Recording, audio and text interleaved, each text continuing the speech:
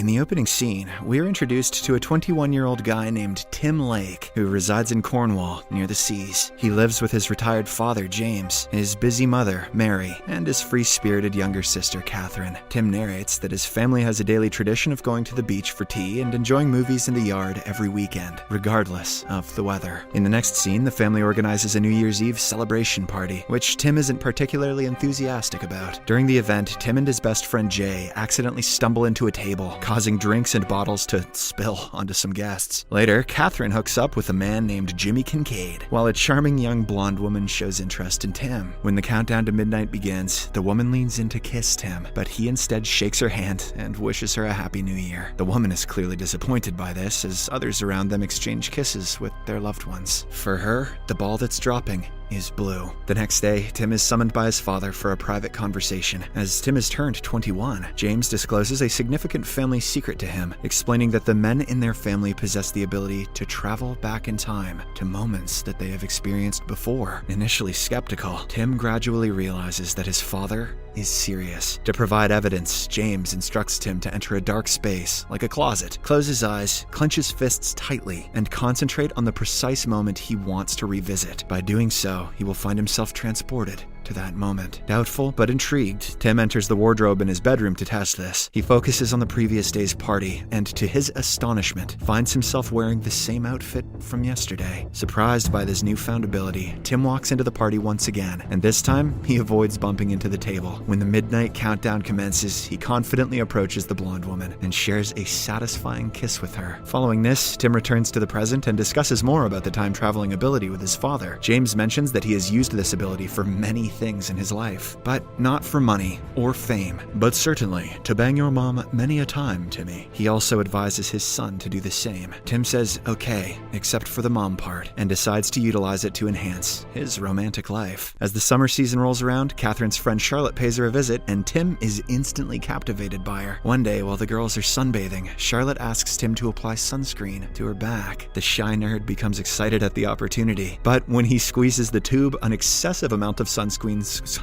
squirts onto Charlotte's back, causing an awkward moment. Feeling embarrassed, Tim hurriedly retreats to the house and enters a closet, traveling back in time to that exact moment. This time, he approaches the task with more caution and gently applies sunscreen to Charlotte's back. If that sunscreen tube wasn't a euphemism, I don't know what is in this life. On the final day of Charlotte's visit, Tim gathers the courage to go to her room and confess his feelings. Unfortunately, she informs him that he shouldn't have waited until her last night, and that he should have expressed himself earlier. This prompts Tim to travel back in time again to disclose his feelings to Charlotte in the middle of her stay. However, she once again brushes him aside, saying he should wait till her last day. In reality, she is just trying to ignore him. Heartbroken, Tim eventually realizes that regardless of how many times he travels back in time, he cannot change someone's decision or feelings. After the summer vacation, Tim moves to London in order to pursue a career as a lawyer. He resides with Harry, an acquaintance of his father's who is a bitter and cynical playwright. Tim begins working at a law firm and befriends a young man named Rory, while also searching for a girlfriend. Unfortunately, luck doesn't favor Tim, and 6 months pass without any romantic prospects in his life. One evening, Tim and Jay visit a restaurant called Dans Le Noir, where they are paired up with blind dates in a dark room. During this unique experience, they meet two girls, Mary and Joanna. Tim spends the evening engaging in conversation with Mary, while Jay interacts with Joanna. Tim and Mary flirt in the darkness, and their conversation indicates that they're enjoying each other's company. Later, when they meet outside, Tim is captivated by Mary's beauty, even though she doesn't perceive herself as particularly attractive. Consequently, he manages to obtain her phone number before parting ways. Following this, Tim happily returns home, only to learn that Harry's new play went horribly wrong. It turns out the lead actor forgot his lines. Determined to help him, Tim travels back in time and attends Harry's ongoing play. When the actor struggles with his lines, Tim discreetly holds up cue cards from backstage, helping the actor to deliver his lines perfectly. As a result, the play goes smoothly and eventually becomes a success. However, this action also leads to a big problem. When Tim attempts to contact Mary, he realizes that his time travel has erased the evening he spent with her. In a desperate attempt to gather information about Mary, he rushes to the Dans Le Noir restaurant, but his efforts prove fruitless. The next morning, Harry comes across a glowing review of his play in the newspaper. Coincidentally, Tim notices an advertisement featuring Kate Moss, triggering his memory of Mary's fascination with the famous celebrity. In light of this, Tim decides to visit an ongoing Kate Moss exhibition, hoping to find Mary there. After a week, she finally appears, and Tim seizes the opportunity to approach her. They reintroduce themselves and begin to reconnect, but Tim discovers that Mary now has a boyfriend. Consumed by jealousy, he starts probing for details about how they met, which turned out to be a party hosted by Joanna. Once Tim gets all the information he needs, he travels back in time to alter the course of events. In the next scene, he shows up at the party quite early and before the potential boyfriend arrives. He then approaches Mary, who is sitting near the window, and initiates a conversation. Although things go awkwardly for the first few moments, Tim manages to persuade her to leave the party and have dinner together, preventing her from meeting the new guy. Dude got cucked by Doctor Who and doesn't even know it. During their first date, Tim brings up the topic of Kate Moss, and as the conversation unfolds, he learns that Mary works for a book publisher. After an enjoyable dinner, Tim walks Mary home, and upon arrival, she invites him inside, where they start making out. Being their first time, it doesn't go smoothly. So, Tim remembers the sunscreen tube and decides to travel back in time to relive the experience, which turns out to be more satisfying. From that day onward, their relationship begins to blossom, and Tim eventually moves in with Mary. One fine day, Mary surprises Tim by informing him at the last minute that her parents are coming to visit from America. She emphasizes that he must avoid mentioning any intimate details about their relationship, as her parents are a bit conservative. But later, Tim foolishly blurts it all out, leading to an embarrassing situation. Feeling ashamed, Tim retreats to a nearby closet and travels back in time to rectify his mistake. After this alteration, the two share a meal with her parents, during which Mary admits her love for Tim. A few days later, Tim attends a play at a theater where he notices Charlotte with her friend in the audience. After the play concludes, Tim approaches them to say hello. As the two talk, Charlotte reveals that she regrets rejecting his proposal earlier. She now wants to know him better, so she invites him for dinner. Tim happily accepts, but once they're done eating, Charlotte unexpectedly invites him to her place. Tim realizes that she wants to have coitus with him, so he politely declines and leaves. This encounter prompts Tim to realize the depth of his love for Mary, so he rushes back home and proposes to her in bed. Delighted,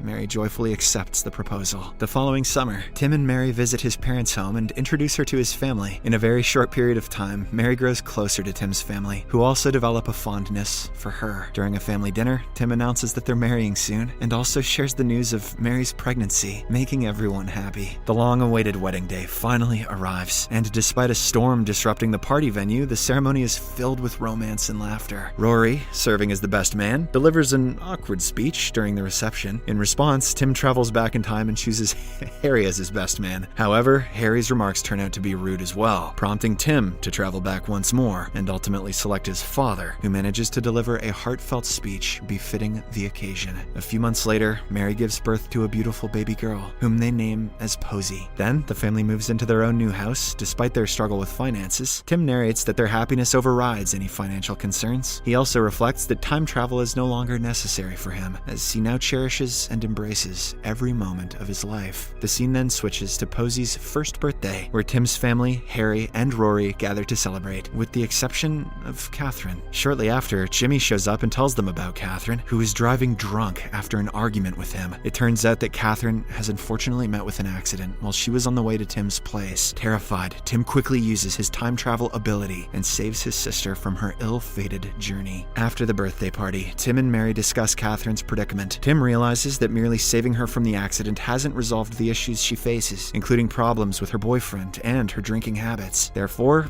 he decides to intervene in her life to prevent further troubles. Tim then reveals his time-traveling secret to Catherine and takes her to a closet, intending to go back to the New Year's Eve party where she first met Jimmy. This time, he prevents her from approaching Jimmy, and they later see him showing interest in another girl. This makes Catherine realize that Jimmy is just a playboy, so she confronts him and punches him in the face. Poor Jimmy, who has no idea who the girl is, simply stares in disbelief. Following this, the siblings return to the present, where the entire situation has been modified, and Catherine now develops feelings for Jay. Her relationship with Jay proves to be much healthier compared to her previous one with Jimmy. Tim is relieved by this outcome and returns home. However, upon arrival, he shockingly discovers that Posey has never been born, and instead, he has a son. Concerned, Tim promptly travels back in time to the day of his child's birth to seek guidance from his father. James explains that they cannot alter events that transpired before their children's conception, ensuring that the exact child will still be conceived. This means that if Tim wishes to preserve Posey's existence, he cannot change anything that occurred prior to her birth. Therefore, Tim accepts that he cannot alter his sister's life by modifying her past and allows the accident to take place, ensuring Posey's birth. While Catherine is hospitalized, Tim and Mary remain by her side until she realizes that she must take responsibility for improving her own life. Mary suggests that she should date someone who treats her well, and Tim recommends Jay. Once Catherine is discharged from the hospital, Tim returns home and is overjoyed to reunite with his little girl. As he plays with Posey, he subtly indicates to Mary that they should have another child. Though initially hesitant, they ultimately welcome a baby boy into their lives 2 years later, completing their small, happy family. One evening, Tim and Mary prepare to go out for dinner with the latter's publisher. For this, Mary tries on multiple outfits, but feels dissatisfied, despite Tim assuring her that she looks beautiful in anything. Finally, Mary chooses the very first dress she tried on. After getting ready, they head downstairs, only to discover that their daughter has accidentally destroyed Mary's important manuscript. Tim contemplates using time travel to rectify the situation, but at the same time, they receive a phone call from Tim's mother, informing them that his father has been diagnosed with terminal cancer. Devastated by the news, Tim, Mary, and Catherine visit their parents' home. While there, Tim engages in a private conversation with his father, who explains that time travel cannot cure his illness, since undoing his smoking habit in the past would prevent Tim and Catherine from being conceived. James admits that he had been utilizing time travel to extend his life and spend more time with his family. With only a few weeks left to live, James tells Tim to live each day twice in order to be truly happy. First, with all the everyday tensions and worries, and the second time, with all the sweet things. Tim takes his father's advice to heart and discovers happiness in his life. However, there are certain days that are better to be lived only once, like the day that his father